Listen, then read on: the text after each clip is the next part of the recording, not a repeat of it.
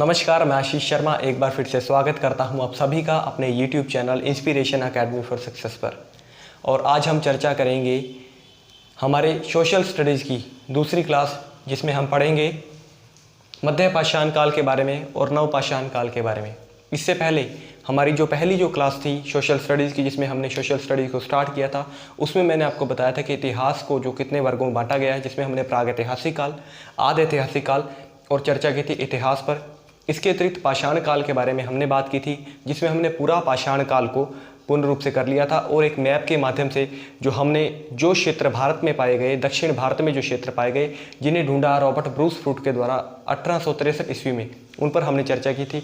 तो आज हम शुरू करने जा रहे हैं हमारे अगले चरण को, जिसे मध्य पाषाण काल कहा जाता है, और उसके बाद हम पढ़ेंगे नव पाषाण काल को। सबसे पहले शुरू करते हैं मध्य पाषाण काल को। मध्य पाषाण काल को मध्य पाषाण काल क्यों कहा जाता है, उस पर चर्चा करते हैं। देखिए, सबसे पहले आता है पूरा पाषाण काल। पाषाण काल को मुख्य रूप से 3 भागों में बांटा गया है। मैंने आपको पिछली जो हमारी क्लास थी उसमें भी बताया था। तो पाषाण काल को बांटा गया मुख्य रूप से 3 भागों में। पहला भाग पूरा पाषाण काल, दूसरा भाग मध्य पाषाण काल और तीसरा भाग नव पाषाण काल। इस प्रकार पूरा पाषाण काल, उसके बाद मध्य पाषाण काल और तृतीय जो है और जो अंतिम है उसे कहा जाता है नव पाषाण काल। तो दोनों के मध्य में, पूरा पाषाण और नव पाषाण काल के मध्य में पाया जाता है, इसीलिए इसे नाम दिया गया है मध्य पाषाण काल का। अब बात कर लेते हैं अंग्रेजी जो इसका रूपांतरण है वह है मेसोलिथिक, जो काल के रूप में से जाना जाता है, और अन्य जो नाम है उन पर चर्चा करते हैं। माइक्रोलिथिक या माइक्रोलिथ और लघु पाषाण, इन 2 रूपों में से जाना जाता है, माइक्रोलिथ और लघु पाषाण के नाम से। माइक्रो का अर्थ हम सभी जानते हैं छोटा, और मैक्रो का हम जानते हैं कि बड़ा। तो इस प्रकार माइक्रो अर्थात छोटा और लघु का अर्थ भी होता है छोटा। तो इन दोनों का अर्थ क्या है, इसे यह नाम क्यों दिए गए? क्योंकि इस काल के अंदर जो औजार पाए गए, जो हथियार पाए गए पत्थर के, वह अन्य कालों की अपेक्षा बहुत छोटे थे, जिस कारण इसे यह नाम दिया गया है। अब बात कर लेते हैं कि क्या क्या बदलाव आए, क्या क्या बिंदु मुख्य रूप से रहे मध्य पाषाण काल में, और क्या अंतर आया पूरा पाषाण काल और मध्य पाषाण काल में। तो शुरू करते हैं सबसे पहले पर्यावरणीय बदलाव। पर्यावरणीय बदलाव, सबसे पहले जो क्लाइमेट था, जो मौसम था, उसके अंदर बदलाव आया।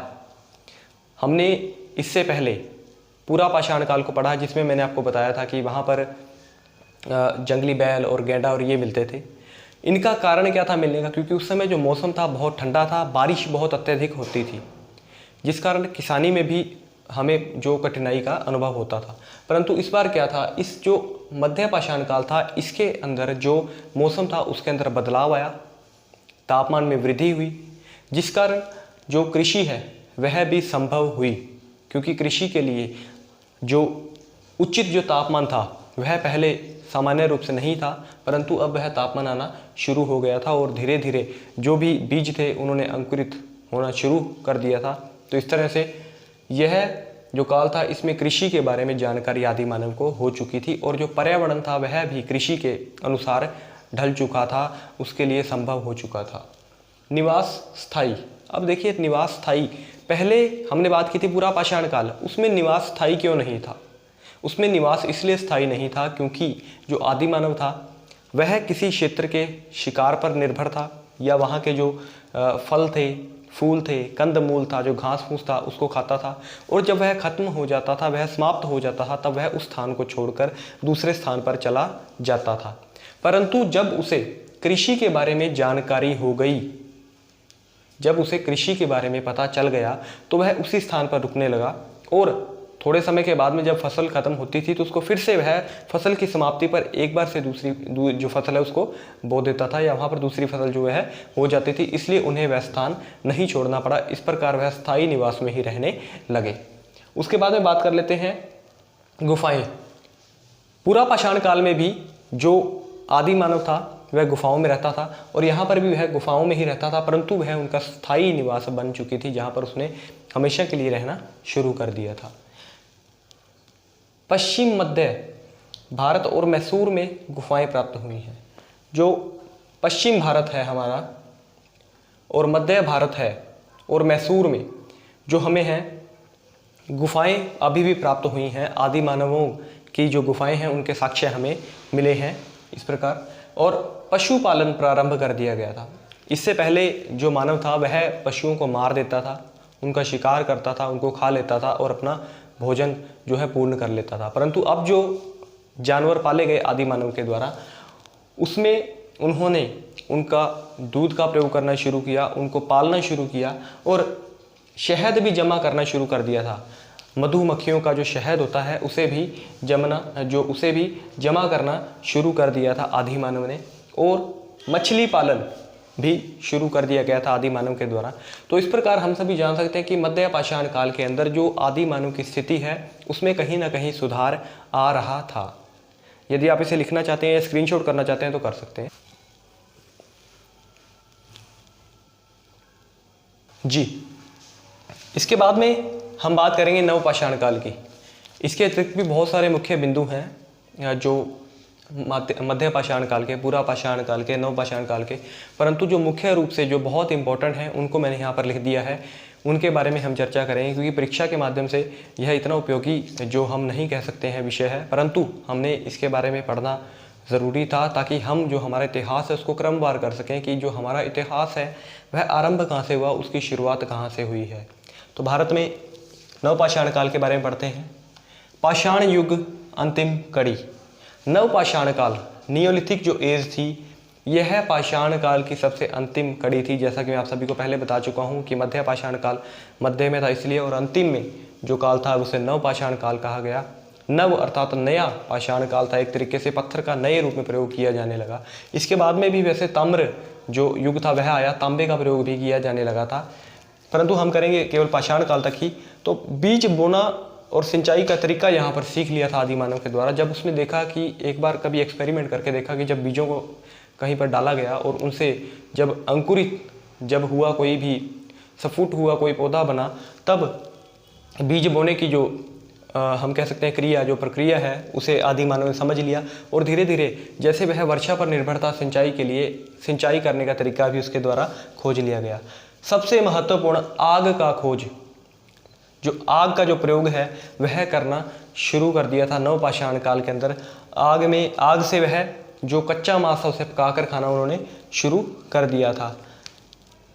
झोंपड़ियों के अवशेष भी मिले हैं यहाँ से और पक्के घरों के अवशेष भी मिले हैं। तो इस प्रकार झोंपड़ियों के जो अवशेष हैं वह जहाँ जहाँ मिले हैं उन पर हम बात करेंगे। और मेहरगढ़ में जो है चौकोर घर पाए गए हैं, आयताकार जो घर हैं वह मेहरगढ़ में पाए गए हैं। इसके बाद में संस्कृति का जन्म हो गया था। जो एक जाति होती है वह जाति समूह शुरू हो गया था, परिवार बन गए थे और परिवारों में मुखिया बनाया जाने लगा था। इसी प्रकार जाति के अंदर जो सबसे जो हम कह सकते हैं कि मजबूत व्यक्ति जो होता था उसे सरदार के रूप में नियुक्त किया जाता था और वह सारी जाति के लिए जो है वह सही कार्य जो वह करता था। देवता कौन से थे? मुख्य जो देवता जो उस समय में पाए गए हैं, जो साक्ष्य मिले हैं, जल देवता, सर्प देवता, गाय, आकाश और पृथ्वी, इन सभी की पूजा साक्ष्यों के आधार पर ऐसा मानना है कि उस समय में की जाती थी आदि मानवों के द्वारा। फिर बात कर लेते हैं मिट्टी के बर्तन। मिट्टी के बर्तन भी पाए गए हैं इसी काल में और उन बर्तनों को अलंकृत किया गया है, उन पर रंग भी किया गया है। अनाज का भंडारण, जिस प्रकार हम कहते हैं कि जो अनाज है उसको क्रॉप्स जो उनको स्टोरेज किया जाता है, उनको स्टोर किया जाता है, उस समय पर ये साक्ष्य भी मिले हैं कि जो अनाज है उसका भंडारण भी उस समय में किया जाता था। और कौन कौन सा अनाज था? गेहूं, जो चावल, ज्वार, दलहन, काला चना, हरा चना, इस तरह की जो फसलें हैं उस समय पर इनके साक्ष्य पाए गए हैं। इनके कुछ दाने हैं जो वह मिले हैं जब हमारे कुछ अधिकारियों के द्वारा इसे देखा गया। तो इस प्रकार आदि मानव का जो जीवन था वह इस प्रकार चलता था। तो अब बात कर लेते हैं कि भारत में जो क्षेत्र पाए गए हैं वह कौन से क्षेत्र हैं। सबसे पहले बात कर लेते हैं बुर्ज होम क्षेत्र की। आप देख पा रहे होंगे बुर्ज होम जो क्षेत्र है, बुर्ज होम क्षेत्र के अंदर गर्तवास पाया गया, अर्थात गड्ढे के अंदर, गड्ढे को खोदकर उसके अंदर घर बनाकर रहना, उसके अंदर रहना बुर्ज होम में पाया गया, जो कि जम्मू कश्मीर के क्षेत्र में पाया गया है। आप सभी देख पा रहे होंगे जम्मू कश्मीर का जो क्षेत्र है, यहाँ से पाकिस्तान का जो क्षेत्र हो गया, तो इस क्षेत्र में बुर्ज होम जो था जहाँ पर गर्तवास पाया गया, अर्थात जहाँ पर हमारे जो आदि मानव जो थे वह गर्त में, अर्थात गर्त खड्डा करके उसके अंदर वास करते थे, उसमें रहते थे। इसके अतिरिक्त पाकिस्तान में मेहरगढ़ पाया गया है, और मेहरगढ़ में चौकोर जो घर हैं, जो आयात घर हैं, अर्थात इस प्रकार के जो घरों का जो मतलब कि हम कह सकते हैं वहाँ से साक्ष्य प्राप्त हुए हैं। उसके बाद में